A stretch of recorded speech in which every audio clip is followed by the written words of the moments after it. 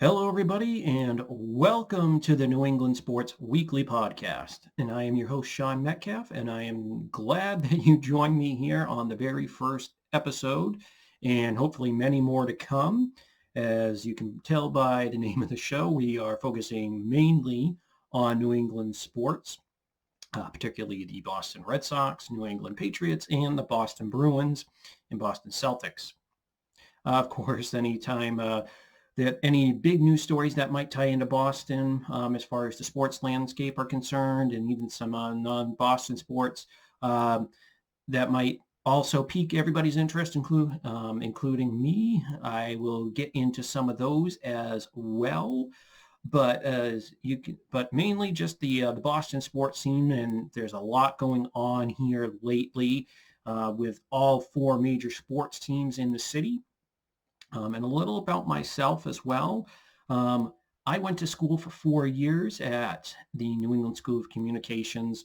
You may better know that as Husson University now, as I believe it was 3 years, 4 years after I left. They got bought out by Husson, but they pretty much were Husson all 4 years. Anyways, that I was there, we lived on the same campus, went to the same some of the same classes that weren't any video recording or broadcasting classes. Pretty much went to the same dining hall, so pretty much everything we shared. So really ended up going there for 4 years, and then I did a few part-time jobs there while I was at school. My last semester, I worked at 92.9 The Ticket out of Bangor, Maine, a sports radio station, and did some board hopping there, wrote some stories for them as well, mainly some recaps of the Celtics playoff games at the time, and the baseball, softball, and a lot of the spring sports that were going on at the time up there. So it was pretty good. I got to experience experience the radio side of things. I had a lot of fun. Um, and it was just nice to see the inner workings of a radio station. And that was good to do that.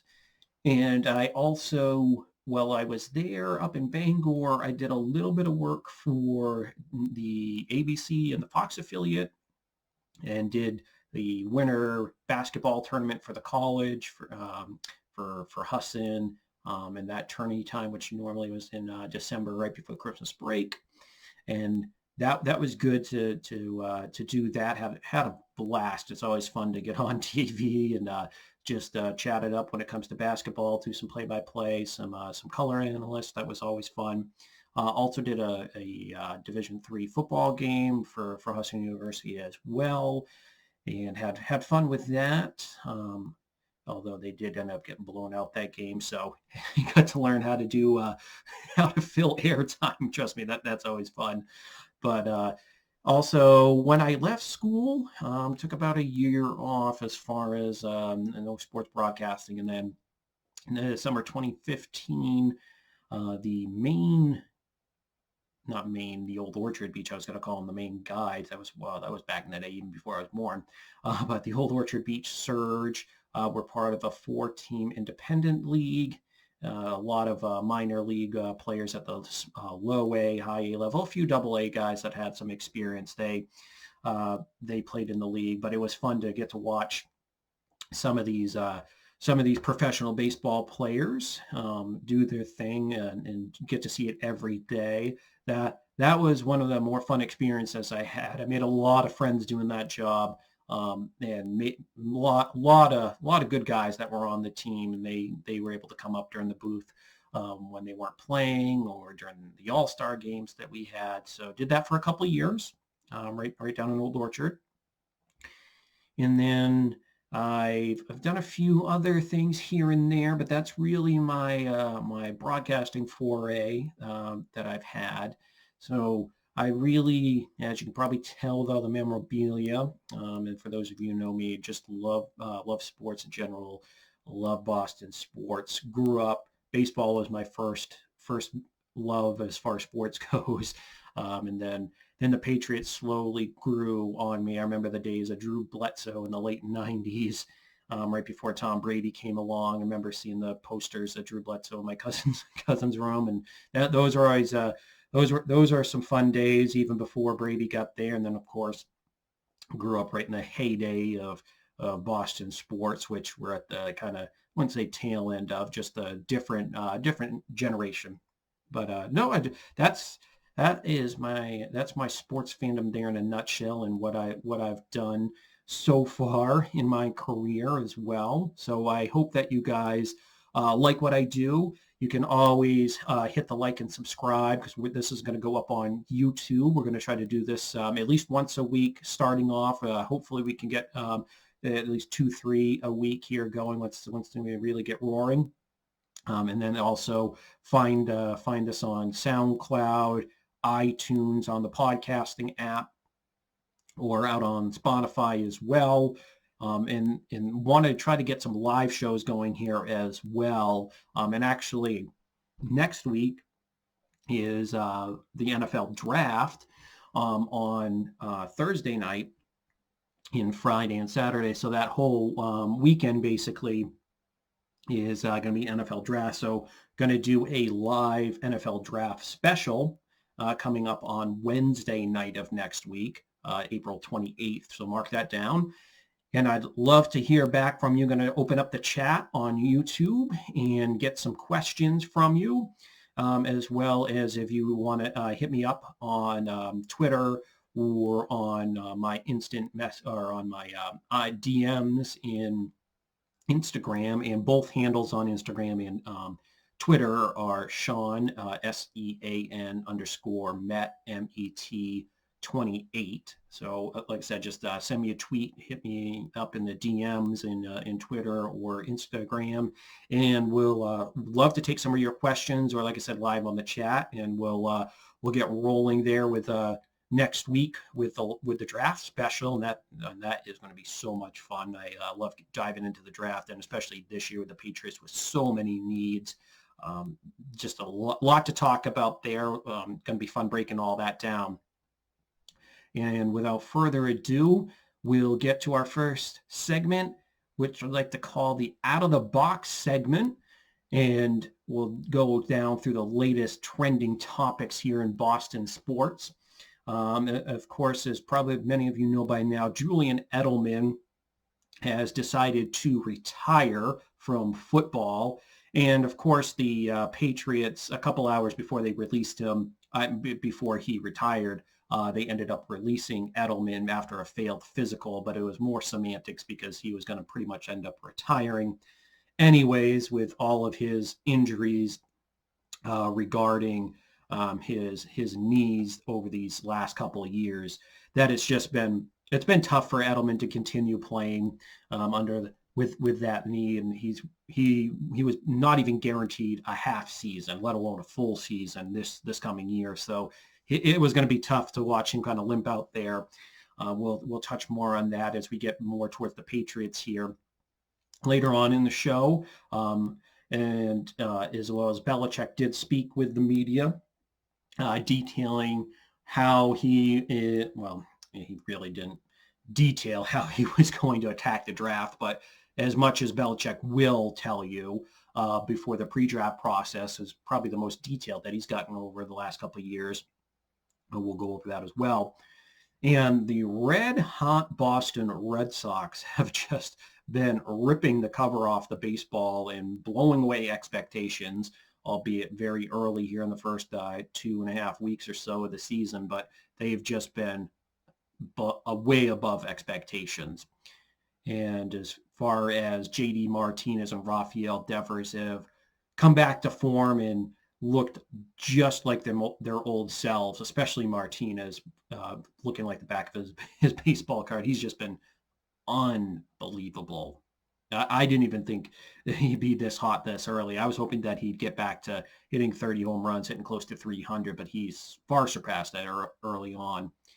And the Boston Bruins have ripped off 5 straight wins, and thanks in large part to the trade that they made last week during the trade deadline when they picked up Taylor Hall from the Buffalo Sabres, the former 2018 Hart Trophy, which in the NHL is their MVP award. So they picked up a pretty solid scorer for them. So they've always been looking for that secondary scoring. So the Bruins really picked up a big piece to help them out. He's already got 2 goals in 4 games for the Bruins. And the Boston Celtics ripped off a 5-game win streak of their own before falling to the Chicago Bulls here last night without trying to date the show. But basically, both the winter sports teams went through some bumps here, but they both ripped off 5 straight wins for their respective sports. So basically, the Boston sports scene is cooking right now. There really hasn't been a dull moment, and when has there really ever been here over the last 20 years if you're a Boston sports fan. So that's the out of the box segment for you, and we'll always have that every week for your latest news and up to date moments going on around the scene of Boston. And we will jump right to the Boston Red Sox. As I mentioned, they are red hot. They're pretty much they're white hot at this point. They've well surpassed expectations. If I did this show about 2 weeks ago, 2.5 weeks, right before the start of the season, I would have told you they have a ceiling of 83, 85 wins, which you might have a chance of competing for the wild card, but probably that last month of the season, you probably would have started to fade away, and I would not have predicted them to actually be a true playoff contender. They just would have been pretenders at the beginning of the year before I even started this. But to their credit, especially that pitching staff, you got to give them so much credit, because nobody thought this staff was going to even be semi-competitive. Yeah, you had Erod and Evaldi, who you knew were going to be major league quality pitchers, and Erod, when he's on, has ace-like stuff and potential. And Evaldi has always had good stuff, but is often injured. But really, it's that 3 through 5, and obviously the depth as well in this organization that was really questionable. But they've really come in and ripped off. At this point, I believe they're 11-6 at this point, and they've looked amazing. So this Red Sox team, you knew they were going to hit. That wasn't going to be a question. Even though JD last year had a subpar year, hit .213, and I believe only had 6 home runs last year, albeit in 60 games, but he made those comments during spring training that he was caught off guard, which, I mean, I get it. It's during a pandemic. You weren't sure if the season was even going to get going. And then you had all the bickering going on with MLB and the Players Association. So I don't blame him from that standpoint, but at the same time, you're a professional baseball player. Come on, man. You have to at least know within a couple weeks or a month. Just stay prepared. But to his credit, he owned up to it. So I gotta give him that. And he's come out on fire this year. He's come out possessed basically at this point. He coming into the start of this week, he was hitting .387 with 5 home runs, leading the American League and actually all of baseball in RBIs with 20. So he has just been on fire to this point. And like I said, he's one of those guys that you knew was going to live up to the back of the baseball card.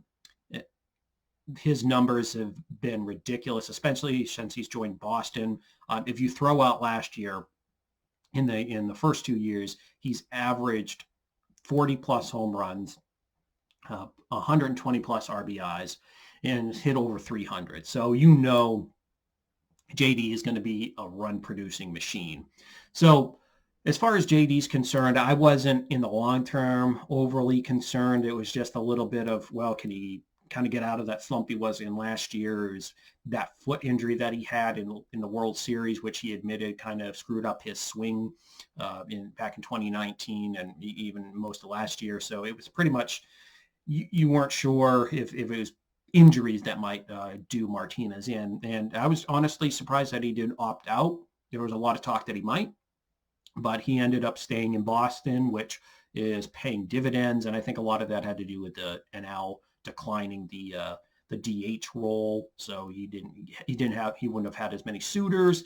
And plus, with a depressed market as far as salaries go, that really helped Martinez stay here in Boston. And definitely, I'm glad that he stayed. And I think he's even talked maybe possibly long-term staying here. I mean, we'll have to see how this season goes and how the DH situation goes in all of baseball, which they should just go to universal DHs in both leagues. I know probably some of you might be NL fans, or you might be some old school fans where you're not in favor of that. You like watching the NL, you like watching pitchers hit the double switch and all that, which fine, it's strategy. I understand. I love baseball. I'm a baseball historian too, so don't get me wrong, but also got to mix in a little bit of the entertainment factor there. And do you really want to see a pitcher hit? Come on. You can tell me Madison Bumgarner all day, but it's not entertaining. Just get out of my face with that. Honestly, get out of here with that. I'm not here for that.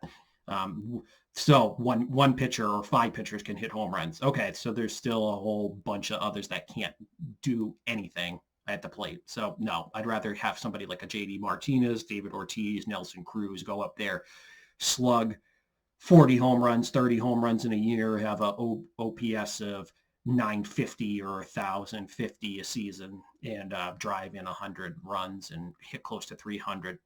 You tell me what's more entertaining. I'll wait. But basically, this offense, even if you look at not JD Martinez, but Rafael Devers as well, he was another one of those guys that's produced in the past. He had a breakout 2019 season, hit over 300, hit 30 plus bombs, 100 plus RBIs, looked every much the part of that top prospect that we all thought that we'd be getting in Rafael Devers. And as far as the shortstop position, we knew what we were going to get in Xander Bogaerts. His power's been a little slow. He did hit a home run tonight against the Blue Jays, a 3-run bomb over the monster. So he's starting to come around on the power end. So that middle of the order with JD, Rafael Devers, who is just as hot as JD, to be honest, right now. He's kind of picked up the slack a little bit with that 0 for 10 slump that Martinez went until this last couple games. But he's obliterating the baseball. He honestly did not want to leave Baltimore. He was crushing everything off of that staff. I mean, who hasn't crushed anything off of Baltimore? But still, he's looked everything apart. So yeah, JD, Rafael, Xander, and even you got to throw Vasquez in there as well. Sorry, blanking there for a second. After work always gets me. So, but that's that middle of the order with those three guys.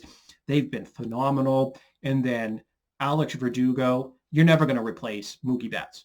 Let's just be honest. Let's be straight up. You're I mean, and I'm not spilling any secrets here, but you're not going to replace Mookie Betts with anybody. He's the second best player in baseball. So the only guy that you could would be Mike Trout, and we know he's not going anywhere.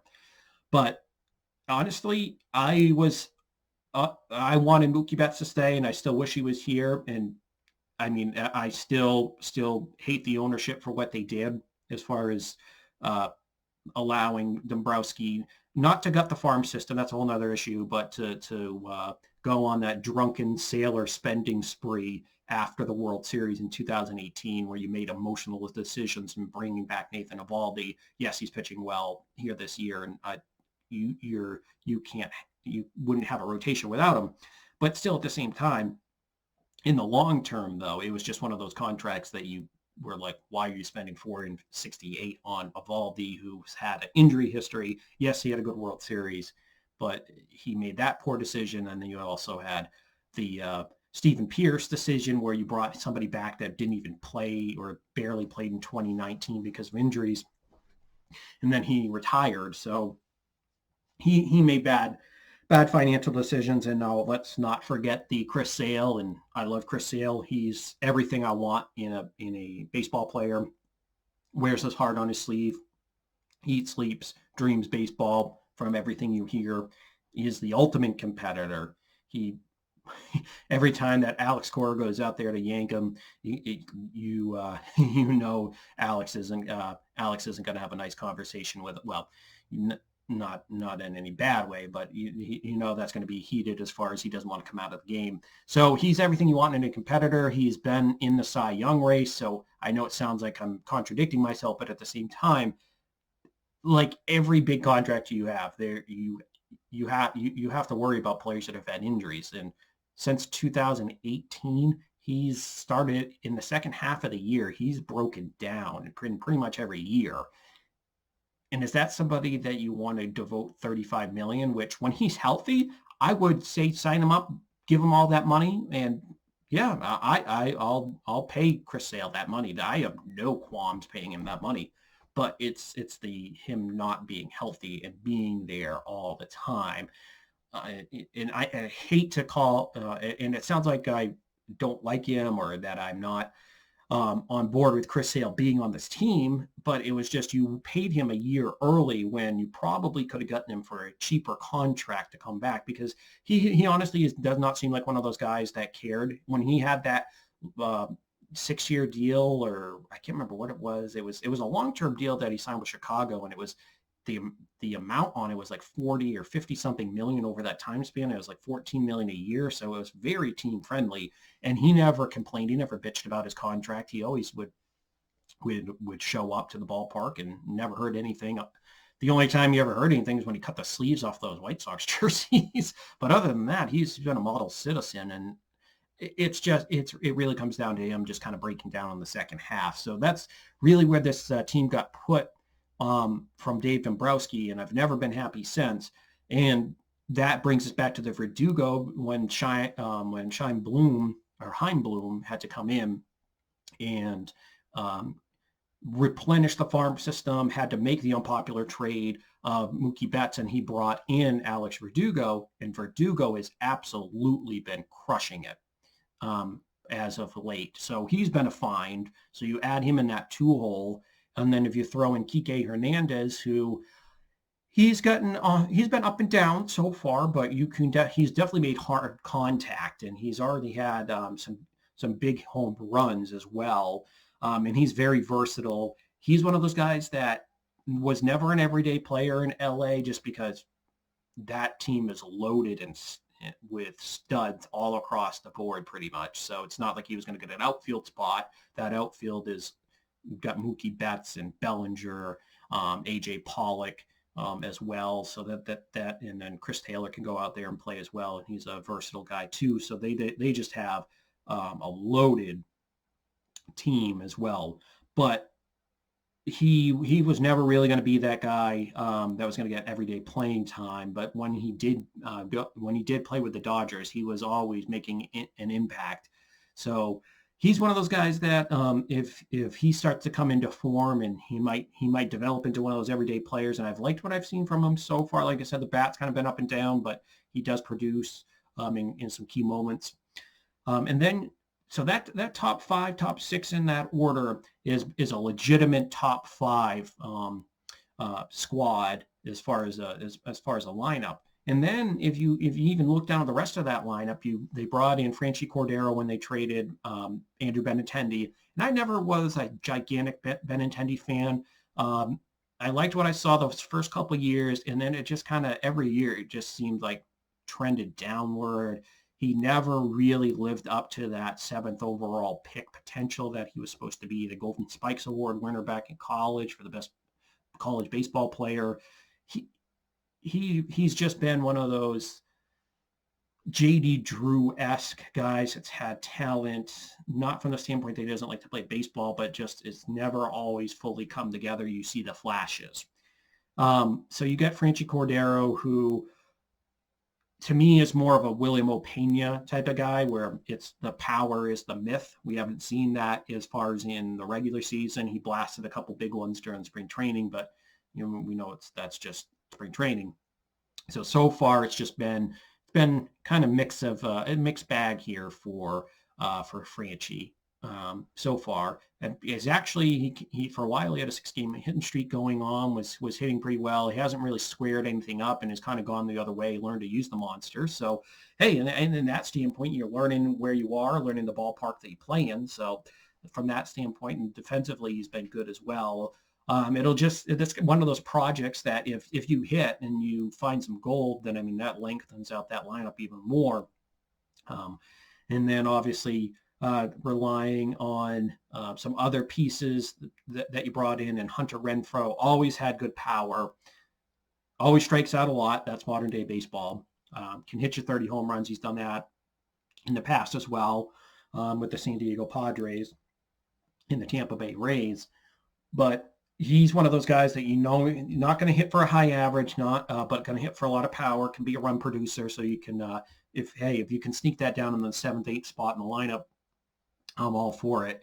And as well as the big unknown is going to be Bobby Dahlbeck, who last year came onto the scene, hit 8 home runs as a rookie in, I believe it was only 15 or 20 games there to end that awful 2020 season, was the sensation of that team.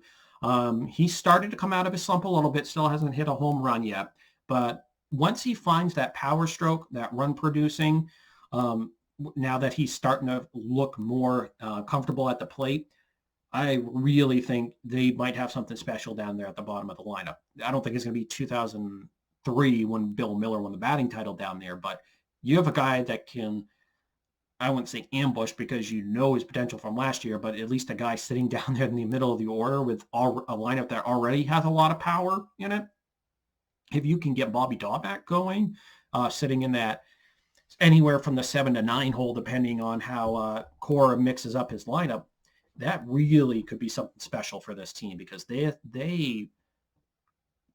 can mash the ball all day long. There's going to be nowhere to hide in this lineup if some of those pieces like Cordero, Bobby Dahlbeck, and Marwin Gonzalez, another one of those super utility guys. If those guys who have some good track records, obviously Gonzalez and Cordero need to kind of prove themselves more on an everyday basis. But as far as if those guys can provide some offense down there at the bottom of the lineup, which they have from time to time this year, and then if Bobby Dahlbeck, who can become that power hitter who he has been in the minors, so it's not like we're hoping for one of these shortstop or second base prospects that showed a little bit of power, but it has that natural swing, but never really produced it. Bobby Dahlbeck's had natural power and has shown it in the minor leagues, so it's there. It's just if he can get more comfortable here at the major league level on an everyday basis, where the pitchers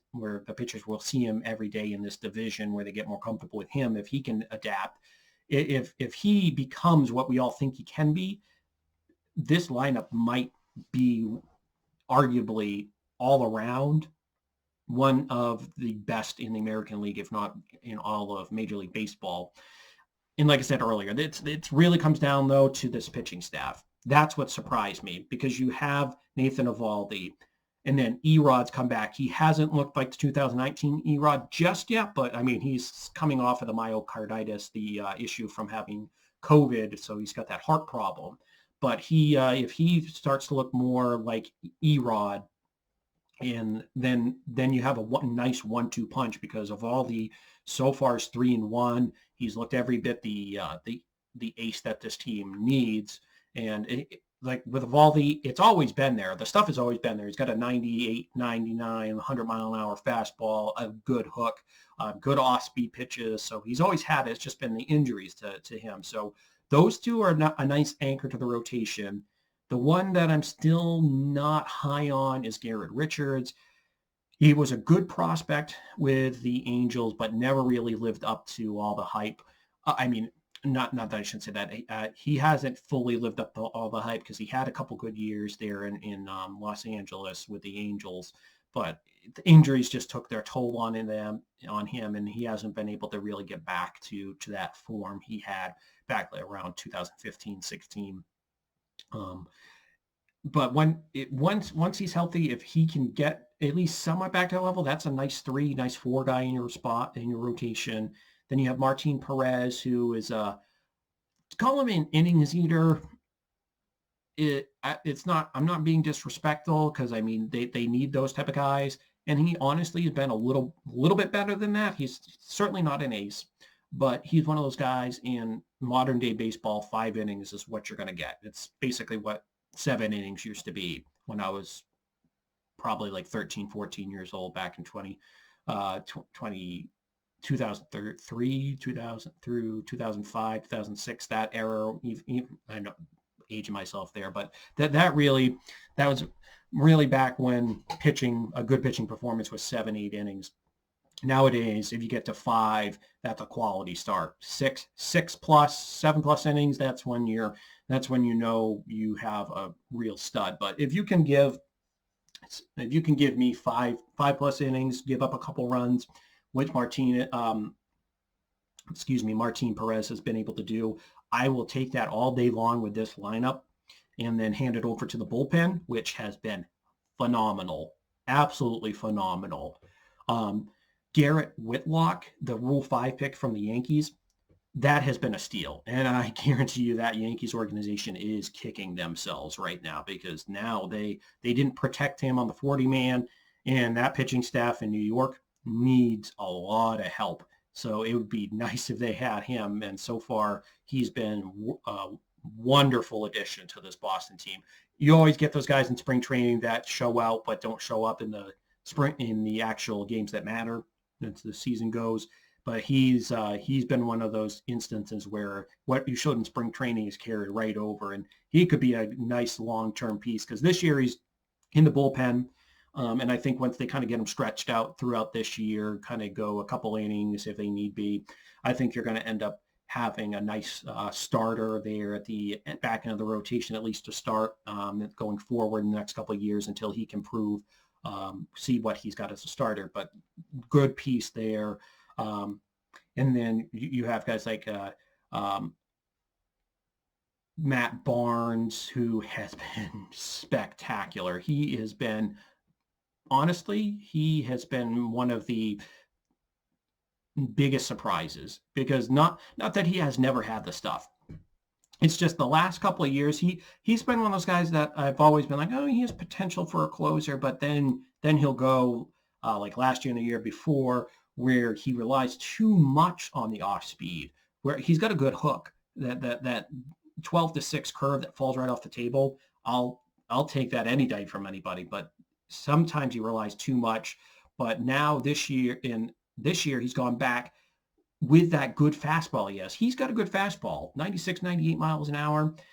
It's got good late life on it. So he's pitched he's gone and attacked hitters. That's what he's done now, is attack them, and not just tried to pitch for no contact. And he's even admitted that in the past. He hates to give up contact, which I know no pitcher wants to give up contact, but his philosophy was no contact or else. But then he'd put when he was trying to be too cute with those, then he'd lay something right over the plate and somebody would smash it 500 feet.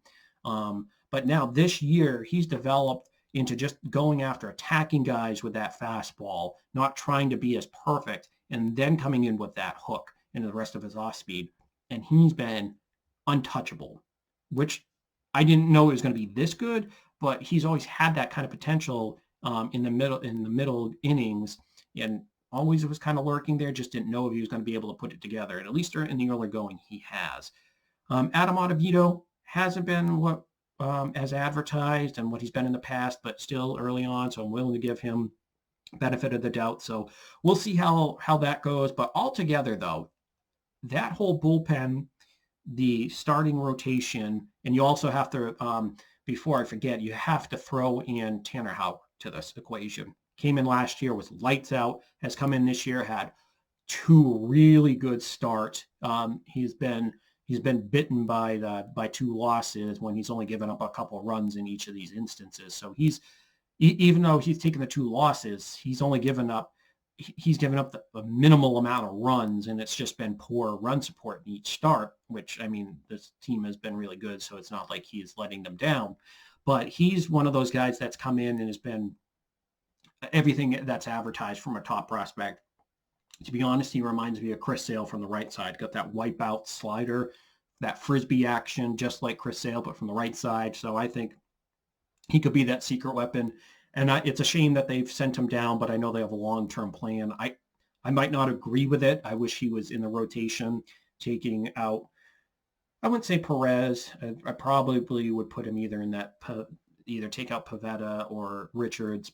But either way, he needs to have a spot in this rotation sooner rather than later, because he's too good. He's too good to be kept down in the minors. He'll be one of the key cogs in this rotation for years to come.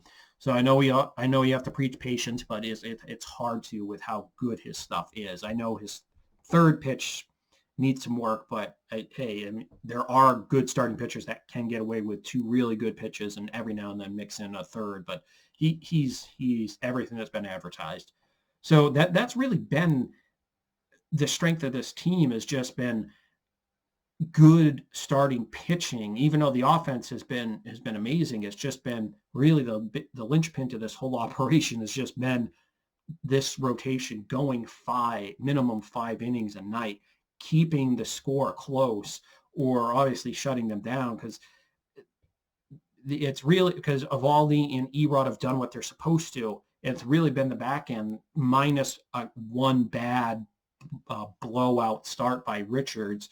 This rotation, 2 now going on 3 times through, is actually pitched really well. So if they can sustain this, which I think they can, it's not really like they're going where they're seeing no hitters every night or something. So it is sustainable. So yeah, at least from my vantage point, you're not asking them to go, not like every guy's pitching 7, 8 innings a night. You're getting the 5 quality innings, which, and again, in modern baseball, is what you're asking for. And then with this bullpen, which hasn't shown any signs of stopping, they're good.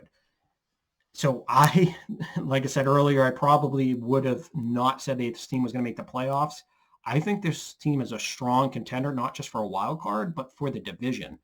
If you look around the rest of the division, the Yankees, who everybody heaped praise on before the season started, they have, if not, as many pitching problems as the Red Sox had to start the year, if not more, now that the season started. Yeah, you have Garrett Cole, but nobody else behind him really, because it's Jordan Montgomery, who is pretty much at this point your number 2, number 3, because Corey Kluber, who I will admit I wanted the Sox to sign him, but he's not the same Corey Kluber anymore. He's not that 2016 Cy Young Award winner. He's not the same guy. And he's missed so many games the last couple of years. It was, you didn't know what you're going to get out of him. And then this year he has looked bad. His velocity's dropped down. So you're relying on a one-man rotation with some spare parts if you're in New York, and because Luis Severino is on the DL now, or sorry, the IL. But that rotation's a mess, and that Yankee lineup is pretty much just bombs away and nothing else. There's nothing more to that than just home runs, which is the modern day baseball. Which, yeah, I love home runs, but if you can't get guys on base, then you're just hitting solo shots, and they're just not. They're not as athletic as everybody thinks. Yeah, you can call me Yankee hater because I'm a Sox fan, but still, that team is Garrett Cole on that rotation and everything else, and then you're relying on Stanton and Judge, and then the rest of that is just a whole mess after those two.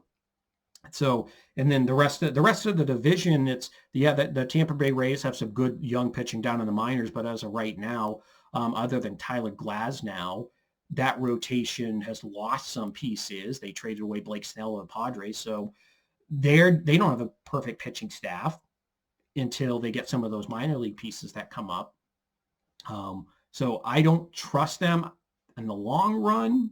Obviously, they won the American League last year, so they have They have talent there. There's just something about that team that just doesn't seem like over a 162 game schedule that they could um, contain that pace. The last year was 60 games, so it was a sprint.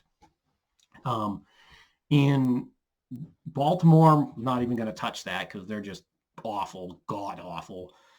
Toronto is the one other team in this division that you have to look at, and they're going to be there with the Sox, with the Yankees, with the Rays.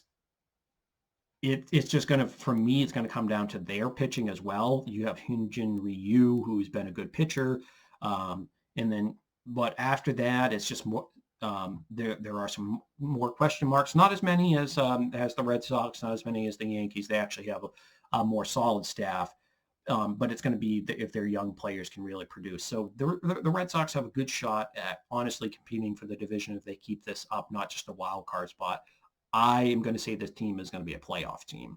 Now, the division, that's going to be a high mark to shoot for, and it's going to be tough because it's going to be a tough division, even with some of the pitching problems in that outline that are outliers on some of these teams. But that I think the minimum are going to get a wild card spot. It's going to be, I think they have enough to compete for this division. If not, I think Bloom will have will have enough ammunition that he's not going to be able that he's not going to have to part ways with some of his big prospects. Because I think if Chris Sale comes back, I think you'll need more of a middle rotation guy. So I think they'll have enough where they don't have to take away from the future that Bloom is trying to build with this team. So this is going to be a fun team. This isn't going to be like last year or the last couple of years where your summer isn't going to be void of Red Sox baseball. Not that they weren't playing. It's just that why would you devote time and energy to a team that's been god awful the last 2 years and really no excitement? This year it's exciting. So every night they're in it. Even if they're down by a couple runs, 2-3 runs, or facing a good pitcher, it's entertaining.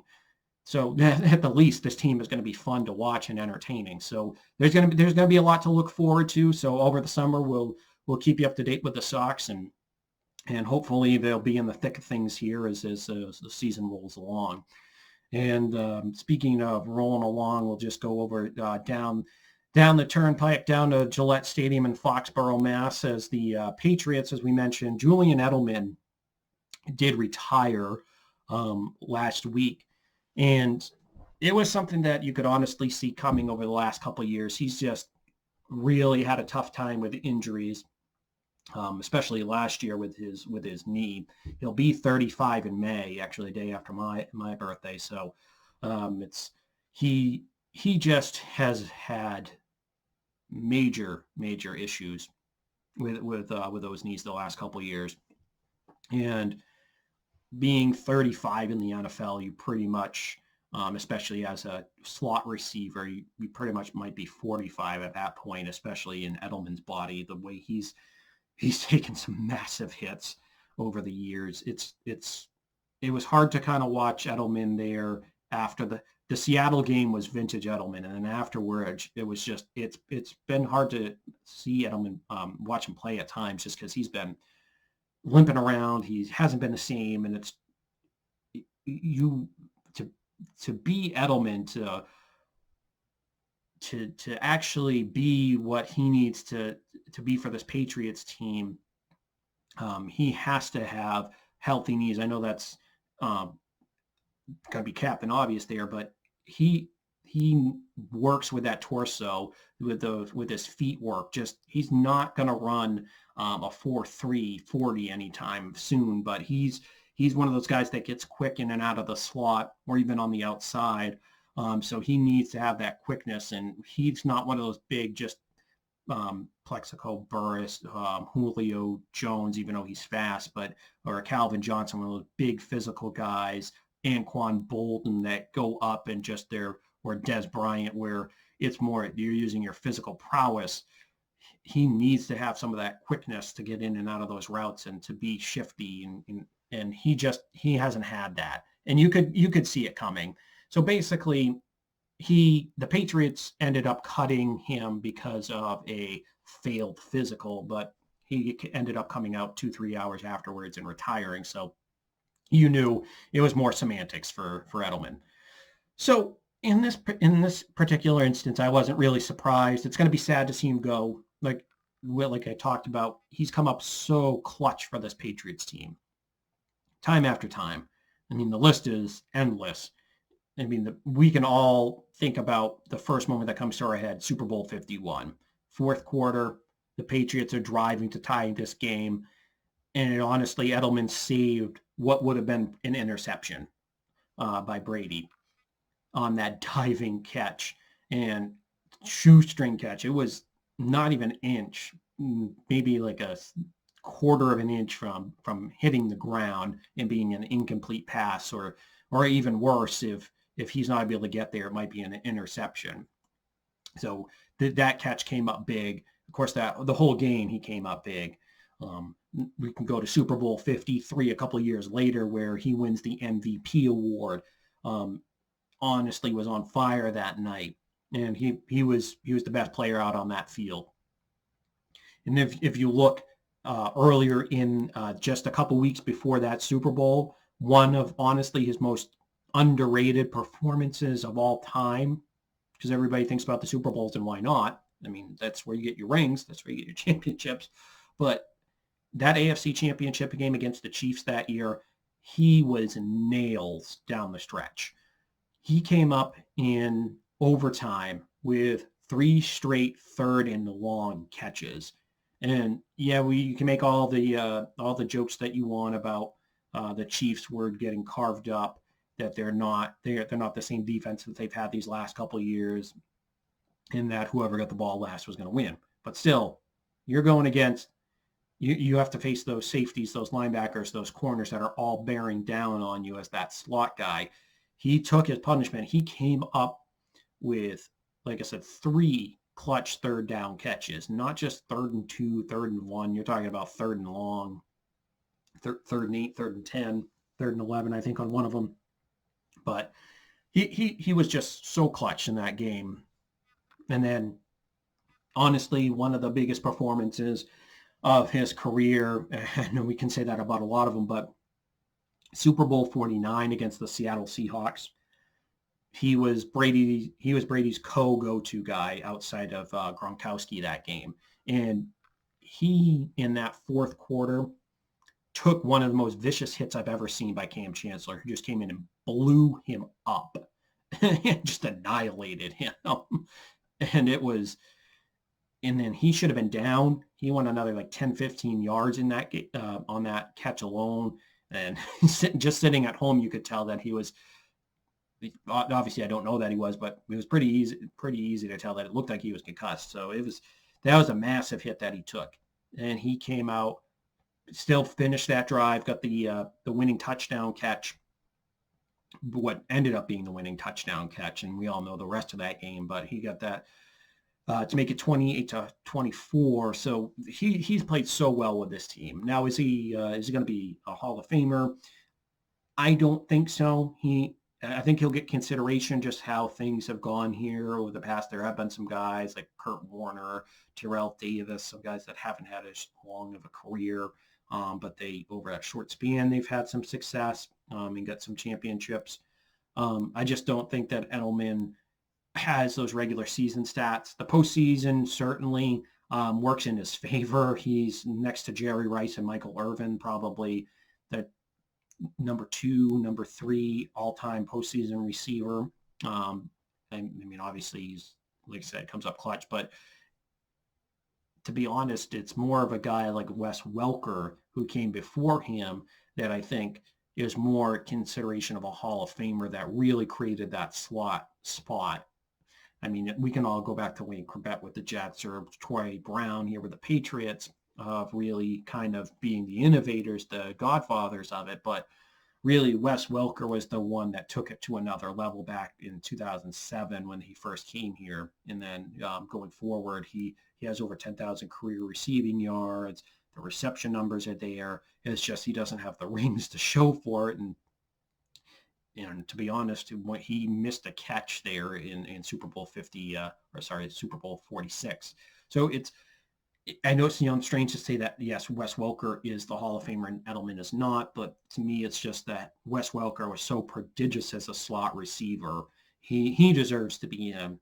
Edelman is just one of those borderline guys that I'm not going to be mad if he gets in, but it's one of those guys where if he doesn't, I can certainly understand it, and I don't think he is, just because the regular season numbers, you're looking at somebody in like the 40, like 45th in receiving yards. So it's good player, red jacket, Patriots Hall of Famer, yes. Football Hall of Famer, no. It now, what he's not going to bring to what we're missing from the table now that he's retired is going to be obviously that go-to guy, somebody that's going to be reliable for Cam Newton, which hopefully he's not the quarterback, or whoever they draft. That's going to be what you're going to be missing.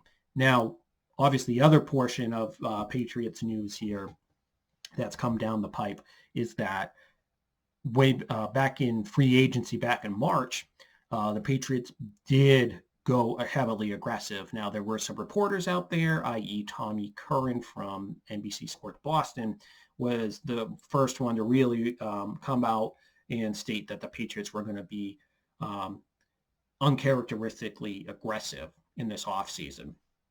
And as far as that offseason is concerned, he has been he was right on the spot. I mean, there probably hasn't been a more accurate report that I've seen in such a long time, at least regarding the Patriots, because they came out the first day of legal tampering period, which is an oxymoron in itself, but they came out, signed Jonnu Smith, who I think is going to be a absolute stud in this Patriots offense, who he's big, physical. He's been stuck down in Tennessee, where they're a run-first team, and why wouldn't you be with Derrick Henry? I mean, come on now, that guy is a train. But Jonnu Smith was a blocking tight end, did get 8 touchdowns last year, so he obviously the skills are there. It's just he's not been utilized because of the running system that they have there. And obviously Belichick loves his 2 tight end sets, so you know he's gonna get more usage out of him. And I think he's going to be one of those guys where you can get the ball in his hands, use his playmaking abilities, his run after the catch ability, which is phenomenal in the limited time that he's had. And he's gone up and up and up in his production the last couple of years. So it's there. It just has to be unlocked, which I think he's coming to the right situation. We can talk about the quarterback, which is a different story, but as far as the coaching staff, the philosophy on how to use tight ends of his stature, it's there. So I think they'll unlock that. And of course, what did they do later on in the day? They signed Matthew Judon from the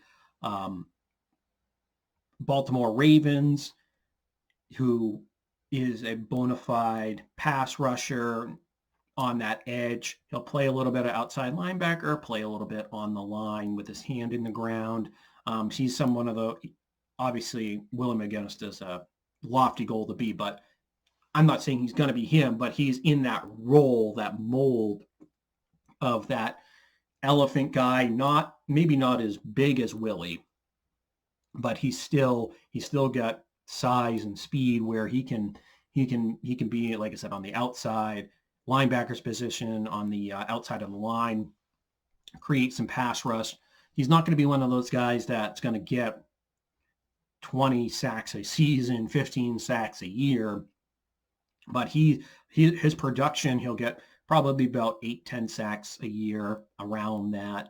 But he's willing to get his nose dirty in the run. He's gonna help out, maybe a little bit in the middle linebacker spot. Maybe if you have to switch him around, some of the things he's going to do aren't going to show up on the stat sheet, but he's going to be one of their better all-around defensive players. So that's another good move. They also brought in to bolster the line, Devon Godchow, a defensive lineman from the Miami Dolphins. He's more of the prototypical bigger nose tackle, run stuffer. Then you brought in Henry from the Jets, another one of those big defensive linemen. Now both of those guys they're not going to be household names, but they're going to be line cloggers and hopefully free up space for that linebacking core now that you have Hightower back. So that'll be another couple good additions there as well. So their first day was really well. Then they capped it off at the end of that first day. They signed Nelson Aguilar and Kendrick Bourne. Kendrick Bourne really isn't going to get your blood flowing. He's going to be more of another clone, basically, of Jacoby Myers. Another not overly fast guy that can play the slot, guy that can play the outside, more of a possession kind of guy. But I like him, just not. He's not going to be anything that really lights the world on fire, but a solid NFL receiver, which again they didn't have last year. So you got to bring in some solid receivers. Then Aguilar he's an enigma. He looked like he was going to be a bust. His career was just going to be a complete bust because he didn't live up to the expectations of being a first-round draft pick with the Eagles. His best year there, I believe, was about 600 or 700 receiving yards. With Philly, didn't look the part. Then he goes to the Oakland Raiders. He's, again, more of the deep threat. He's not going to be one of those sure-handed guys. He's not. Of course, we can all go back and play the clip of the firefighter there in Philadelphia about Nelson Aguilar, about him not making catches. But it is true from some kind of a standpoint. He's definitely not your Julio Jones, your Antonio Brown, or whoever you want to throw out there that's got glue hands that'll catch anything. But as far as the Patriots are concerned, they are getting a guy that did at least kind of have a little bit of a resurgence with the Raiders, had a career year, had just over 900 yards receiving, was a deep threat for Derek Carr, so he did have a rapport. So he did look like he was starting to kind of turn things around. Now, 2 years for $26 million, I'm not on board with that. I think you should have taken that money and honestly what you paid with Bourne and Aguilar. You probably could have gotten a Will Fuller. You could have gotten even Juju Smith-Schuster, although it seemed like he was more on the one-year deal, prove-it deal with Pittsburgh. So that's another whole story for another day. Why he went back to Pittsburgh. I mean, obviously the pie in the sky was going to be Kenny Golladay, but his contract ended up being pretty high for the Giants. But honestly, this team has been, the off-season additions have been pretty good, even on that first day of tampering. And then, of course, you wake up the next day, and what do I see? The very first thing is they signed Hunter Henry. So you get the two best tight ends on the market to come to Boston or to come to the New England Patriots, and it's going to be exciting to have those two run the two tight end sets. You know, Belichick was just dreaming about that one as soon as he saw the free agent market, because obviously it's an admission that his two draft picks, it's only they're going to be their second year this year, but if you saw any potential in them, why get both Hunter Henry and Smith? So he's just trying to correct that mistake, but he corrected it with two really good players. Now, albeit Hunter Henry does have a injury history, so it's not going to be something where we're really where he's going to be Gronk level, George Kittle, Kelsey, but he's shown potential that he's a Pro Bowler, maybe an all-pro type of player out on the field when he's healthy. He just has to, it's really just been him staying healthy at this point, just because he's gotten, when he's out on the field, he's a great route runner, got great hands. He's going to be more of the traditional pass catching tight end, more than Jonnu is. So you really have a good weapon there. Those are really your 1 and 2 receivers right there, to be honest. That's where the offense is going to run through. They're going to be able to block and go out there and catch. Those are going to be the top threats, depending on what they, even if they get like a a Waddle or a Jalen Smith or a Bateman in the draft. They're still going to be the number one targets in this case. So I like what they did with the tight end position, just admitting that they made a mistake these last couple of years. You're making the correction, so you're bringing in the talent. So they've made some good splashes. The receivers that they brought in, I'm not a big fan of either one of them as far as if those are going to be your top 1 and 2 guys. Well, you have Jacoby Myers, so those are going to be your top 3. And then you got to throw in the draft busted N'Keal Harry. So that's really your receiving core now that Edelman is gone. I know they'll probably pick up some veterans that get cut or whoever else is there. And if Belichick can actually pull a miracle and actually draft a good receiver, which we know that's not likely at this point with just his history, especially high in the draft. So it'll be interesting to see how the rest of the offseason goes for the Patriots, especially the draft coming up next week. But it definitely lived up to the hype of uncharacteristically aggressive.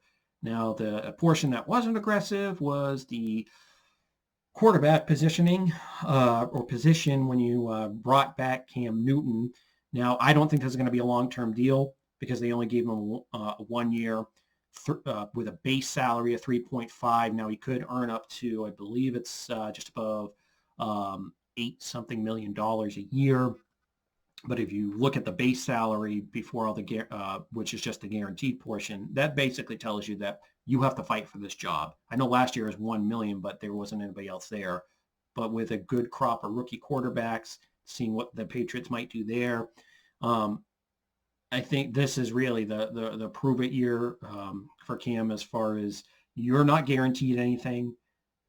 They might, in my opinion, I think they're going to draft somebody and they have to. I don't believe in Cam. There's that his arm is shot. It's gone. There's nothing left in there. There's no magic left in his arm. So you're left with a banged up Cam Newton and Jarrett Stidham, who I know a lot of people want to see what they have in him, but to be honest, if that coaching staff hasn't shown any interest in putting them out there in real situations, not just mop-ups in real games in the fourth quarter of a blowout win or a loss, they see him every day in practice. They know what he has, and that should tell you everything you need to know. He's not making the throws in practice. From everything that you hear from reputable sources, it just seems like he has not been able to get past some mental blocks out in practice. He throws he makes the wrong read multiple times, not just once every now and then. He makes it multiple times from what you've heard from reputable sources, and it just doesn't seem like he's making progress. It just seems like he's happy to be there and happy that Cam's there, and I don't see enough from Stidham. So he's not the answer to me. You don't have any quarterbacks at this point, to be honest. So I would like to see them get up in the draft and pick somebody. In my opinion, I'd like to see them get Justin Fields. If what a lot is going on right now in the speculation is that he might fall. I know there's been some smoke screens out there with the 49ers who went up to the number 3 pick, who might take Mac Jones out of Alabama, or if that's fake, if they might end up just putting that out there as a smoke screen for Justin Fields or vice versa. If whoever you want to believe, I tend to believe that they're going with Mac Jones. We'll get into that more next week. But I think it's going to be Justin Fields who's going to be the one that falls out of that top 3 quarterbacks, out of the top 3 picks between Jacksonville, the Jets, and the Niners. So I really, for me, it's Justin Fields 1, Trey Lance 2. And to be honest, Justin Fields was the number 2 quarterback. I mean, for me, he's been the number 2 quarterback in college, next to Trevor Lawrence out of Clemson. And obviously, Lawrence is high above everybody else, even despite his comments to Sports Illustrated about football not being his everything basically in this world. But he's in the Manning and Luck category and Elway category of can't miss prospects, at least what you think of him. So to me, if you can get who is supposed to be the second best quarterback in this draft, and if he falls later on, that's a boon to me. So I'm crossing my fingers and hoping that's what happens. Or to be honest, the more realistic is you'll have to trade up for him if you want him, because you have to fight with Denver, and then some of those teams like Chicago and the Redskins, or I'm sorry, I'm going to get fined, but the Washington football team. But as far as that's who you're really competing with, Denver at this point. So I think you'll have to trade up to see if you can get to Detroit. Atlanta might be a little too pricey, but that's who I think that the Patriots should draft. Who they draft, who they take in reality, not sure, but I think that would be their best bet, would be to get Justin Fields. And of course, Belichick is always known to trade down in the draft, and oh my God, I hope not, because that's going to make for a miserable night. Although Patriots social media will be fun to watch burn either way, no matter what happens. So that's how things are looking here in the offseason for your New England Patriots. As far as the winter sports are going, the Boston Bruins, as we mentioned, ended up picking up Taylor Hall on the trade deadline of last week. They got him from the Buffalo Sabres along with Curtis Lazar. They traded away Anders Bjork, who has not lived up to his potential, and a second round 2021 draft pick. So, and the Buffalo Sabres did agree to pay $4 million of his $8 million salary. So that things are looking pretty good on that end so far. In the early returns for Taylor Hall, come out in 4 games so far with the Boston Bruins, scored 2 goals. So he's already doubled his goal total from when he was in Buffalo this year. And like I said earlier, he's won an MVP award back in 2018. So he's always had skill. He was the first overall pick back in, I believe it was either 2010, 2011 draft. Went to the Edmonton Oilers. He's always been a good player. It's always been trying to take that game to the next level. And then once he ended up winning that Hart in MVP, which is the MVP trophy in the NHL, he ended up winning that. So yes, he gets later on into his career. He's just been one of those more of a, I guess, late bloomer would be the way to put it. But he's found that skill level. I don't know why he ended up signing with Buffalo other than money, and that's probably the number one reason right there. Got an $8 million deal, but now that he's going to have a chance to actually compete for a playoff spot, and possibly the way things are starting to look now again for the Bruins, this might be a legitimate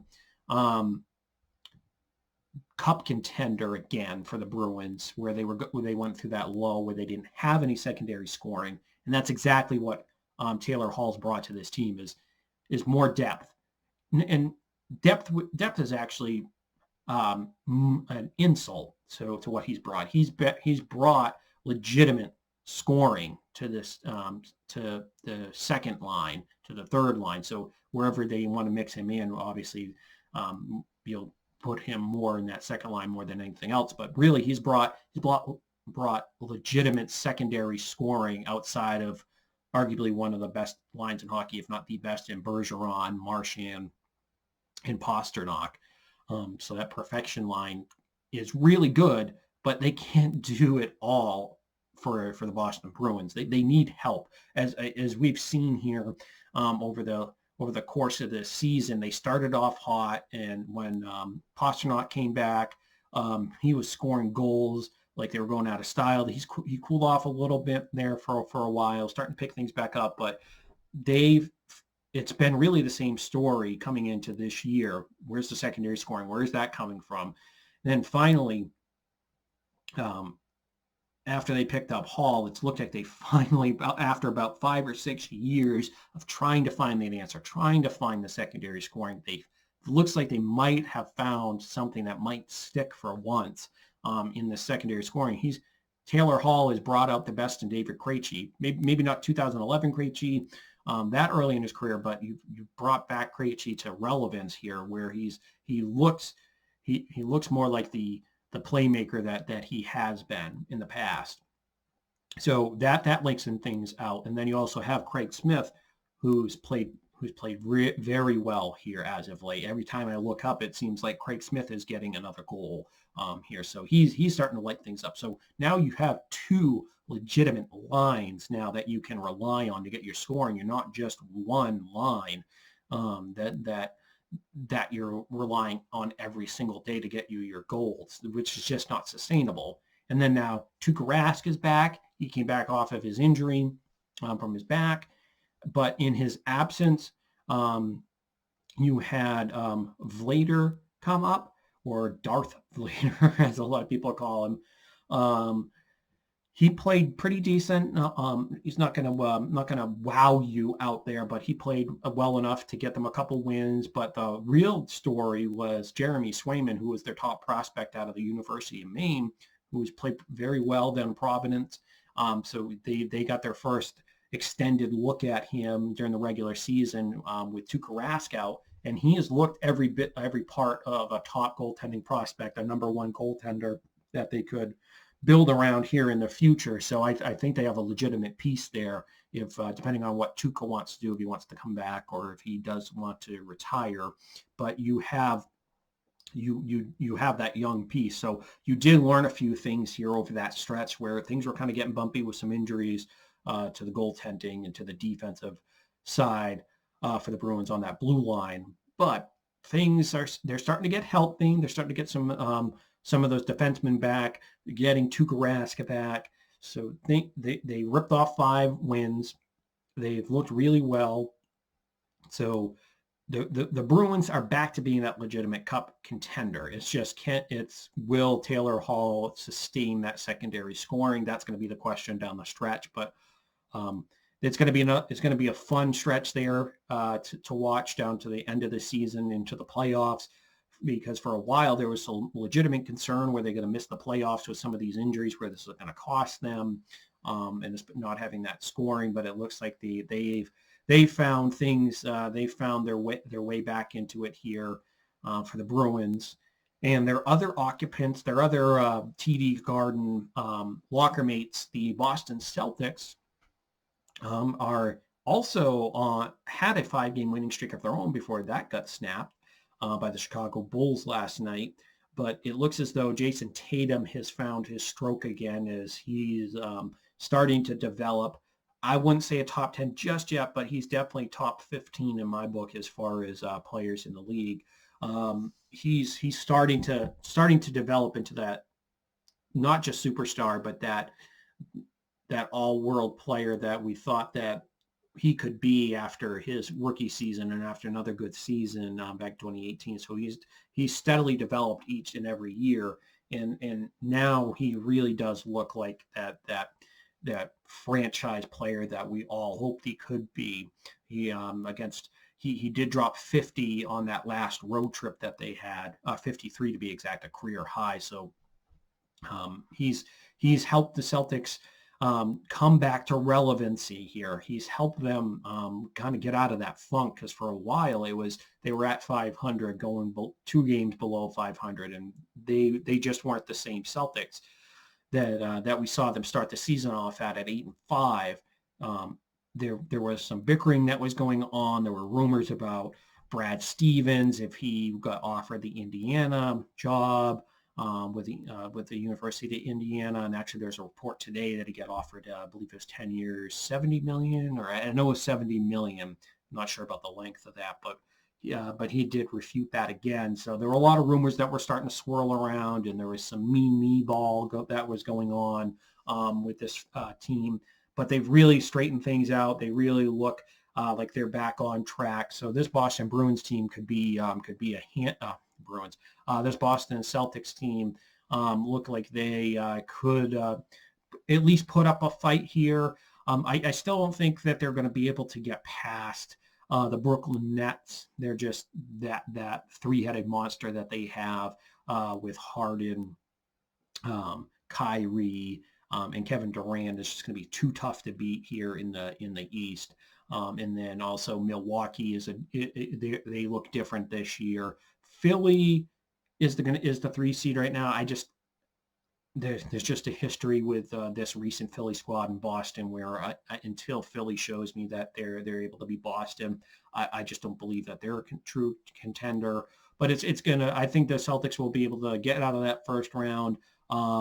They'll have a shot at winning that second round, but I don't think they're going to be able to make true noise here in the playoffs unless they can start to get some of that secondary scoring, that bench scoring that comes along, and you start to see a little bit more cohesion.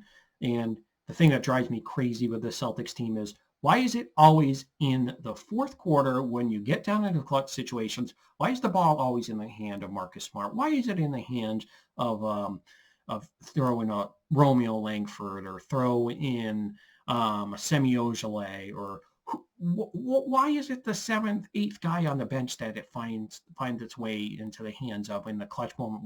Why is Tatum not there? Why is he not making the shots? Because that was like last night against the Bulls in over that tough stretch that they've had. I know as of lately it's not been as they ripped off the 5 wins, but still that's what drives me crazy about this team is get it into the hands of your best player.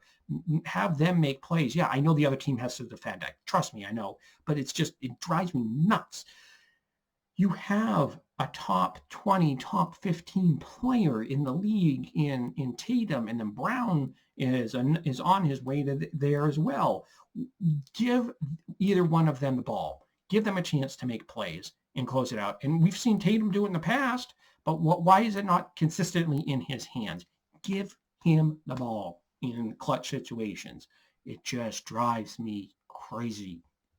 What are you doing, Stevens?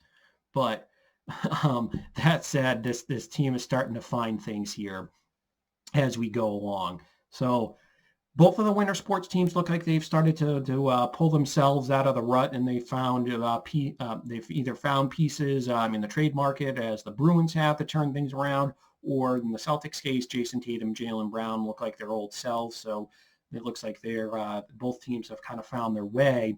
So it looks things are looking up for both of the winter sports teams. As we closed out last week and going into the middle of this week, and as far as the Patriots, they're getting ready to prepare for that draft. And as I mentioned at the top of the show, we're going to do a live broadcast next Wednesday night at 8:00 sharp. So if you're listening tonight, or and if you have any friends out there that are interested in the NFL draft, pass it along. I want to see as many as you out there tuning in 8:00 Wednesday night on April 28th as we get ready for the NFL draft. I'm going to go over everything Patriots needs in this draft. Some of those top prospects to watch for as the draft goes along. Patriots needs. Who you want to see them draft. We'll go over everything. We're going to have an hour-long special next Wednesday. So I hope to see you there, and I hope that you enjoyed the very first episode of New England Sports Weekly. We'll be back at it every week with an episode. We're going to try to drop one here the middle of the week on every Wednesday. Hopefully we can expand this to 3 a week. But I hope you enjoyed, and tune in for next week.